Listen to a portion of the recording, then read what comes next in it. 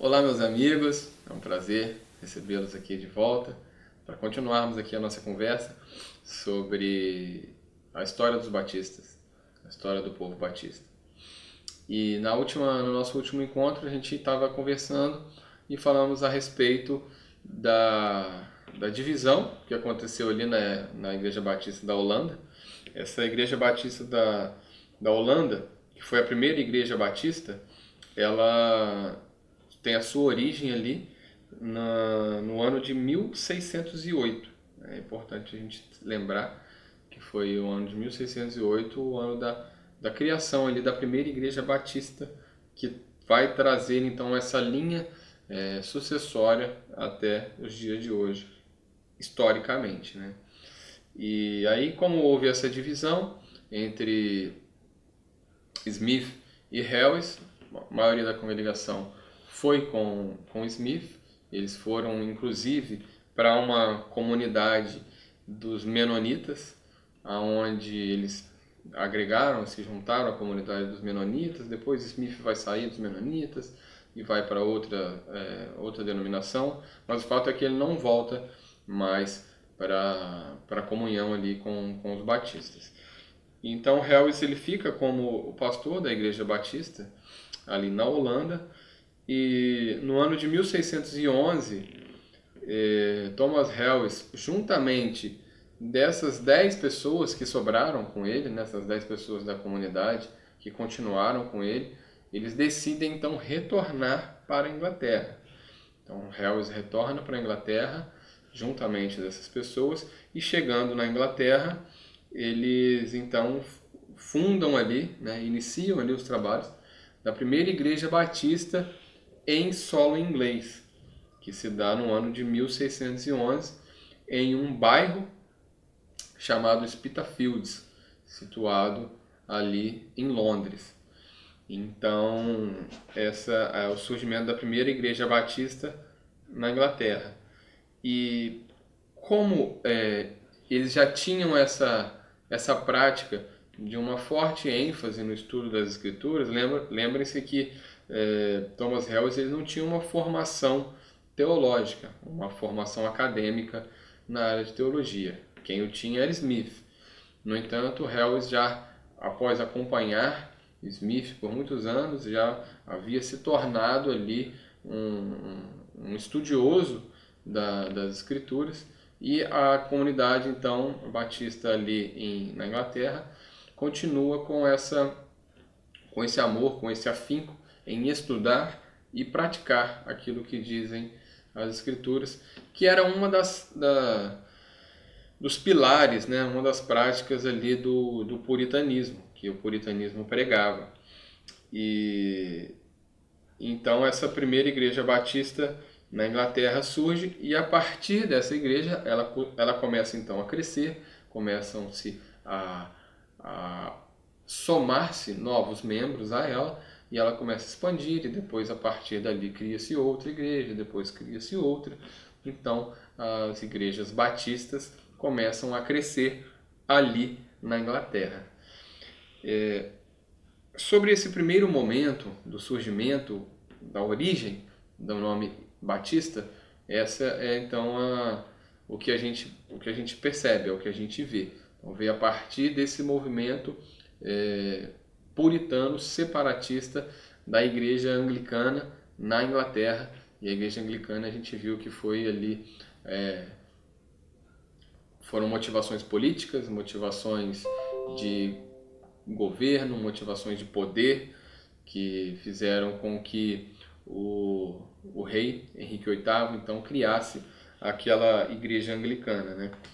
E a gente tem também uma questão importante que a gente vê nas igrejas batistas, é que as primeiras igrejas batistas elas ficaram conhecidas como igrejas batistas gerais. A gente tem até hoje essa nomenclatura, que são as igrejas batistas gerais, que são as igrejas que têm uma tendência a ter a sua teologia mais baseadas nas ideias de Jacó Armínio. Então são igrejas que as igrejas batistas gerais tendem mais para a interpretação arminiana, ou seja, elas creem na expiação universal de Cristo. Então, as primeiras igrejas batistas, elas criam nessa forma, a expiação universal de Cristo, ou seja, que Cristo morreu para salvar a todos, todas as pessoas do mundo. Porém, a pessoa precisa se arrepender dos seus pecados, se voltar para Ele, para que ela seja salva. Mas todos no mundo têm acesso a essa salvação. E, no entanto, lá em Londres, surge então, dentro das igrejas batistas, um movimento baseado ali na interpretação das Escrituras de João Calvino. João Calvino ele já tem uma interpretação no que diz respeito principalmente à expiação. Ele acredita na expiação limitada de Cristo, ou seja, a morte de Cristo ela é suficiente para a salvação de todos. No entanto, ela é eficaz somente para a salvação dos eleitos, somente aqueles que foram eleitos de acordo com a vontade de Deus. Então, e acaba que os batistas esses ficaram conhecidos como batistas particulares. Então, os batistas gerais são aqueles que tendem para a interpretação arminiana e os batistas particulares são aqueles que tendem para a interpretação calvinista. Onde em 1644 os batistas redigem ali a sua primeira confissão de fé. E depois em 1689 os batistas redigem uma nova confissão de fé. Essa confissão de fé batista, que foi redigida em 1689, ela é baseada na confissão de fé de Westminster, que é a confissão de fé dos presbiterianos, que é uma confissão de fé baseada na interpretação bíblica de João Calvino. Então, por isso que por isso que até os dias de hoje existem igrejas batistas que tendem mais para uma interpretação mais de acordo com a teologia arminiana, outras tendem para uma interpretação mais de acordo com a teologia calvinista. E uma coisa curiosa que eu comentei na aula passada é que inicialmente os batistas eles adotaram o batismo por aspersão. O batismo era realizado por aspersão. E foi feito assim até 1641. Desde quando ele foi fundado, a Igreja Batista foi fundada lá na Holanda, em 1608, posteriormente na Inglaterra também, o batismo era praticado por aspersão.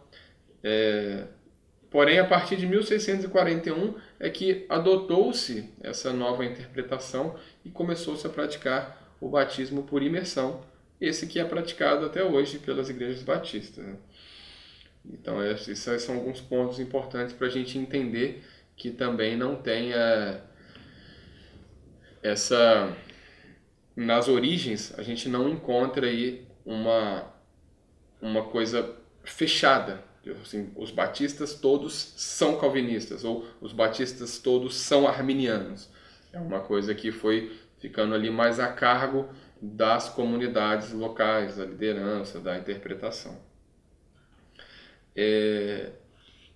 Então, os batistas, em algum momento da história, eles vão chegar aqui no Brasil. E é interessante, é importante a gente ver como que os batistas chegam aqui no Brasil, porque a história vai avançando e as coisas vão se aproximando aqui da América do Sul. Né? Tudo isso que a gente estava falando, até o momento, estava acontecendo ali na Europa. Né? Não tinha nem chegado na América ainda, né? Nem no continente americano.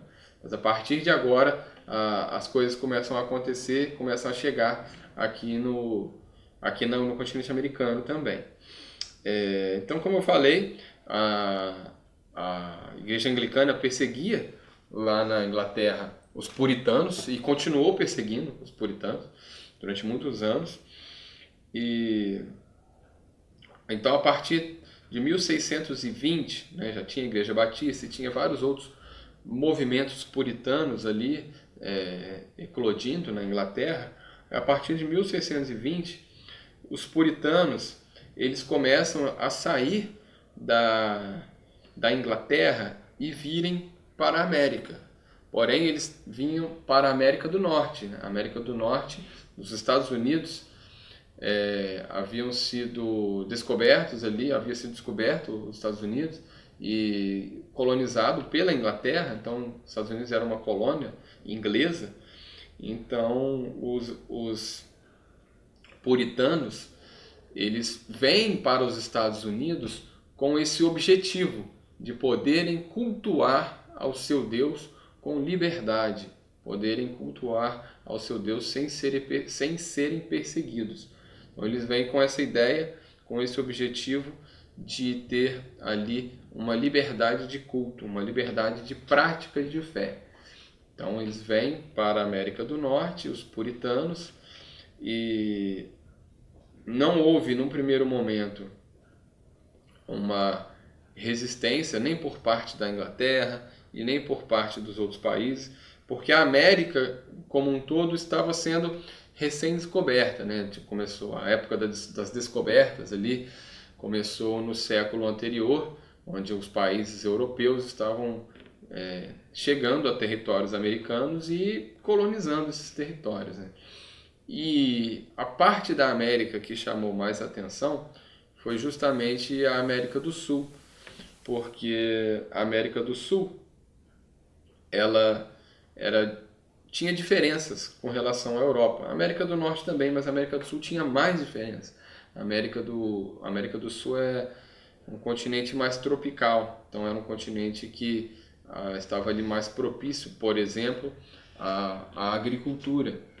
Um continente mais propício à pecuária. É um continente onde encontraram abundância de metais preciosos, abundância de minérios preciosos. Então a América do Sul chamou mais a atenção, a América do Norte não tanto, porque apresentou ali um clima, inclusive mais próximo do clima da Europa do que a América do Sul. Então por isso os puritanos conseguem, ao chegar nos Estados Unidos, conseguem ali ir se estabelecendo e criando esse ambiente onde eles tinham ali uma liberdade religiosa de cultuar a Deus da maneira como eles entendiam que devia ser feito, né? Então, assim tem início, né? Assim, a vinda dos puritanos para a América do Norte, ela se mescla à história dos Estados Unidos, a história da fundação dos Estados Unidos da América como país, né? E então as igrejas batistas começam a também se expandir, se espalhar pelos Estados Unidos. E no ano de 1845, aí já tinham se passado aí alguns séculos, né? E no ano de 1845, as igrejas batistas do sul dos Estados Unidos se unem e criam a Convenção Batista do Sul dos Estados Unidos, onde as igrejas, de maneira voluntária, se filiam a essa convenção com o propósito de cooperarem entre si para a pregação do Evangelho, para trabalhos missionários, para investimentos onde seriam feitos trabalhos missionários. Inclusive foi essa convenção, a Convenção Batista do Sul dos Estados Unidos, que sustentou um missionário, o Adoniram Judson, que foi um missionário conhecido, um missionário norte-americano que dedicou a vida dele à pregação do Evangelho ao povo da Birmânia, que hoje em dia é um país chamado Myanmar, um país que fica na Ásia. E foi essa convenção, então, que criou um departamento chamado Junta de Missões Estrangeiras, e na Junta de Missões Estrangeiras foi que o Evangelho começou a ser pregado além dos Estados Unidos da América. A convenção também tinha ali esforços missionários na pregação do Evangelho dentro dos Estados Unidos da América. No entanto, ela também começou com esforços missionários em outros países. Então, a Convenção Batista começou ali a enviar missionários, primeiro para a China e para a África. E porque eram os países que eles percebiam como mais distantes do Evangelho, como mais carentes do Evangelho. E em 1850, a Convenção Batista então já começa ali a ter pretensões de iniciar um trabalho evangelístico aqui no Brasil, um trabalho missionário aqui no Brasil. A gente está falando aí já da metade do século XIX, né? Olha quanto tempo que demorou para que chegasse o Evangelho pregado aí pelos batistas. Já haviam chegado outras denominações antes, mas também não tinha tanto tempo que tinham chegado outras, não. Então é algo que de fato era mais lento do que a gente vê hoje em dia, a propagação e difusão de ideias, né? Então, em 1850, a Igreja Batista, a Convenção Batista já tinha essa pretensão, porque o Brasil ele era um país oficialmente cristão, né? Diferente de muitos países africanos e asiáticos, o Brasil era oficialmente cristão. No entanto, era cristão católico, e os batistas entendiam que as práticas realizadas pela Igreja Católica não estavam de acordo com as práticas orientadas, com as orientações da Bíblia. Então, a Igreja Batista, então, ela é uma igreja considerada uma igreja protestante, porque ela surge a partir da Reforma Protestante, que surge a partir da Reforma Protestante, então surge os puritanos, e a partir dos puritanos surgem os batistas. Então, por isso, eles entendem que o Brasil carecia, sim, de missionários, de pregação do Evangelho, para a conversão da população aqui ao Evangelho, a Cristo. Então, o primeiro missionário batista que chegou no Brasil foi um homem chamado Thomas Jefferson. Thomas Jefferson Bowen, não é o Thomas Jefferson conhecido político, não. O Thomas Jefferson Bowen foi esse missionário que havia atuado na Nigéria, e lá na Nigéria ele iniciou um trabalho missionário com as tribos ali, especificamente com uma tribo chamada Yoruba. E depois desse trabalho com as tribos Yoruba, ele chegou inclusive a escrever uma gramática, um esboço de uma gramática da língua Yoruba, porque ele estudou a língua Yoruba para poder pregar para eles na língua deles, para poder traduzir as escrituras ou partes das escrituras para a língua deles. Ele fez esse trabalho então com a tribo Yoruba na África, mas ele precisou retornar para os Estados Unidos devido a problemas de saúde. Em 1856 ele retorna para os Estados Unidos para tratar da saúde dele, e melhorou ali um pouco, recobrou um pouco a saúde dele. Então ele decide se voluntariar para vir trabalhar como missionário aqui no Brasil, sobretudo porque havia a expectativa de que aqui no Brasil haviam escravos que haviam sido trazidos dessas tribos de fala da tribo Yoruba. Então ele tinha essa expectativa de que ele poderia sim pregar o Evangelho para essas pessoas que falavam a língua nativa da tribo Yoruba. Então em 1860, o Thomas Bowen ele desembarca aqui na cidade do Rio de Janeiro com o intuito de pregar o Evangelho. Porém, quando ele chega aqui no Rio de Janeiro, ele se depara com situações que ele não esperava encontrar. Quando ele começa a pregar o Evangelho, ele começa então a ser perseguido pelas autoridades, a ser perseguido pelo Império, que eles não gostavam que o Evangelho fosse pregado fora do contexto da Igreja Católica. E, além disso, o Thomas Bowen ainda tinha a sua saúde debilitada. E quando chegou no Brasil, havia ali todo um clima diferente, havia ainda um contexto de muitas doenças que eram transmitidas e que não tinha vacina, não tinha combate, não tinha tratamento.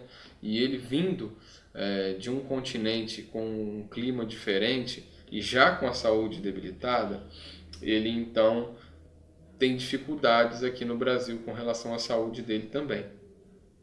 Os familiares do Bowen relatam que ele chegou a ser preso aqui no Brasil pelas autoridades por estar pregando o Evangelho, e o Bowen se queixava muito também das condições aqui, das condições de vida aqui do país, porque ele dizia que aqui tinha um alto custo de vida, aqui tinha muitas doenças, aqui tinha era muito quente, coisa que ele não estava acostumado.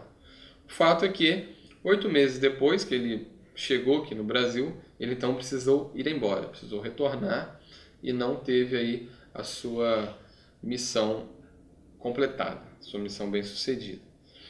E passou-se então um tempo, e mais para frente um outro missionário chamado Crabtree. Esse missionário chamado Crabtree, ele veio para o Brasil para pregar o Evangelho também, já no século XX, e ele escreveu nesse período para a junta dizendo que os obstáculos para a evangelização aqui no Brasil eram obstáculos tão grandes, e a esperança de que eles pudessem vencer esses obstáculos eram tão pequenas, que então ele decidiu abortar qualquer tentativa de trabalho aqui na América do Sul, e a Junta de Missões da Convenção Batista do Sul dos Estados Unidos abraça então essa carta do Crabtree e decidem que não considerariam mais por hora enviar missionários para trabalharem aqui no Brasil, para evangelizarem aqui no Brasil. Então, em 1861, quando o Crabtree escreve, então a junta de Richmond decide não mais pensar no Brasil como um campo missionário. Não consideram mais aqui o envio de missionários, porque estava nesse momento também, aí no final do século XIX, estava começando a Guerra da Secessão. A Guerra da Secessão que aconteceu ali nos Estados Unidos. Guerra essa, foi conhecida como a Guerra Civil, né? Que fez com que os Estados Unidos se dividissem. Basicamente ficou dividido ali entre norte e sul, aqueles que eram a favor da abolição da escravatura e aqueles que eram contra essa abolição. Então houve um período ali de guerra civil nos Estados Unidos, onde muitas pessoas morreram, e na guerra, em toda a guerra, no final das contas, os dois lados saem perdendo, os dois lados perdem vidas, perdem recursos, perdem tempo, perdem progresso, perdem tudo que foi construído, muito do que foi construído pelas últimas gerações. Em uma guerra, infelizmente, isso é perdido. E aconteceu isso também ali na Guerra Civil. E então, nesse momento, a junta para com todos os esforços missionários devido à falta de recursos, que logicamente impactou também a igreja, né? E acontece que após o fim da Guerra da Secessão, a gente tem aí, que foi aproximadamente por volta de 1865, o Sul foi derrotado, o Estado do Sul foi derrotado. O Sul era aquele que queria que mantivesse ali a possibilidade de uma pessoa ser proprietária de escravos. Então eles perdem, e então muitos desses moradores do Sul decidem sair dos Estados Unidos por não concordarem com essa decisão que foi tomada de abolir ali a escravidão, e decidem então migrar dos Estados Unidos e irem para outros países. Não somente por conta disso, mas por conta da guerra, por conta da dificuldade, por conta da perseguição que também estavam sofrendo. Então, muitas pessoas do Sul decidem migrar dos Estados Unidos para outros países próximos. Então, vamos até aqui. Nesse momento, a gente consegue perceber que está se aproximando aí o Evangelho do Brasil, mas as barreiras são muitas, né? Os batistas estão se aproximando do Brasil, mas ainda com algumas barreiras. E a gente, na próxima aula, a gente vai conversar para ver como que Deus usou e usa até hoje, né? As circunstâncias sempre para o bem dele, para o bem do Evangelho, para o bem do propósito divino, tá? Obrigado a todos pela atenção, a gente continua à disposição, qualquer dúvida que houver. Um grande abraço, que Deus a todos os abençoe.